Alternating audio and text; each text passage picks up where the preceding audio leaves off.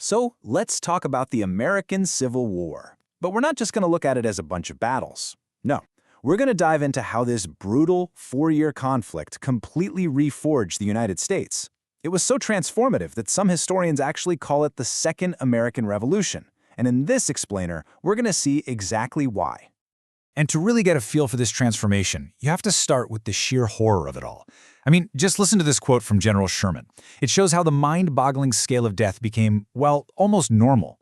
The cost of this war was absolutely staggering, and that incredible cost is what forced the country to find a much, much deeper meaning in all the bloodshed. Okay, so how did this all kick off? Well, it starts with Abraham Lincoln's election in 1860. He ran on a platform of stopping slavery from spreading any further, and for the southern states, that was a deal breaker. South Carolina was the first to leave the Union, and 6 other states quickly followed. And then, bam, the breaking point, April 1861. Confederate troops opened fire on the U.S. Army's Fort Sumter. That was it. The war was on. Now, here's something that's really crucial to understand. In the beginning, Lincoln's goal was not to abolish slavery, not at all. He made that crystal clear in his first inaugural address. His #1 priority was just holding the country together. He basically told the South, you don't have the right to just leave. So at the start, this was purely a fight to preserve the nation. When you look at the two sides, they were working with completely different playbooks.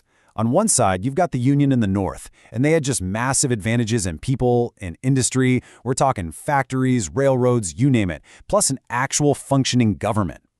The Confederacy, on the other hand, had the home field advantage. They just had to defend their own territory, and they had some truly brilliant military minds like Robert E. Lee. But ironically, their biggest weakness was the very thing they were fighting for, states' rights, which made it really hard to coordinate a unified war effort. You know, both sides went into this thinking it would be over fast. A quick, glorious little war. Well, the first Battle of Bull Run in July 1861 completely blew that idea out of the water. Union soldiers, who thought they were just going to stroll to the Confederate capital, got totally routed. Yeah, any fantasy of this being a 90-day war? Gone. This shocking defeat sent a clear message to everyone. This was going to be a long, ugly, and incredibly bloody fight. So, as the years dragged on and the body count just kept climbing higher and higher, the reason for fighting had to change. Preserving the Union just wasn't enough to justify the slaughter. This is the real pivot point of the whole conflict. It's how the war evolved from being about politics to being about freedom itself. Just look at this number for a second. Over 22,000. That's the number of casualties, killed, wounded, or missing, from a single day of fighting at the Battle of Antietam. It is still the bloodiest day in all of American history. You just can't sustain that level of carnage without a much, much higher purpose. So, on the battlefield itself, Antietam was basically a tie, a brutal, bloody tie. But strategically, for the Union, this was a huge win. It stopped General Lee's invasion of the North dead in its tracks. And that was absolutely critical because it gave President Lincoln the political cover he desperately needed to change the entire meaning of the war. See, the South was betting the farm on Europe stepping in to help, thinking that Britain's textile mills needed their cotton so badly they'd be forced to intervene. But that whole King Cotton idea, it completely fizzled out. For one, Britain started getting cotton from other places like Egypt and India. Plus, after Antietam, they weren't about to back a horse that might be losing. But the final nail in the coffin was what Lincoln did next, which made it morally impossible for Europe to side with the Confederacy. Okay, so let's be really clear about this. The Emancipation Proclamation, which came just 5 days after Antietam, was framed as a military necessity. It didn't actually free enslaved people in the border states that stayed loyal to the Union, only in the Confederate states where Lincoln had no real power. But its impact was absolutely revolutionary. It turned the Union Army into an army of liberation, it allowed for the recruitment of black soldiers, and it completely reframed the war as a moral crusade against slavery. It was a total game changer. And just a few months later, standing on the battlefield at Gettysburg, Lincoln gave voice to this powerful new vision. The war wasn't just about saving the old country anymore. It was now about creating a new one, a nation truly dedicated to the idea that all men are created equal. It was a fight for, in his words, a new birth of freedom. All right, so with this new moral purpose, this new fire in their belly, and a clear strategy in place, the military tide of the war started to turn, and turn decisively, in the Union's favor. The Union's big-picture strategy was called the Anaconda Plan, and it's pretty much what it sounds like. They were going to slowly squeeze the life out of the Confederacy.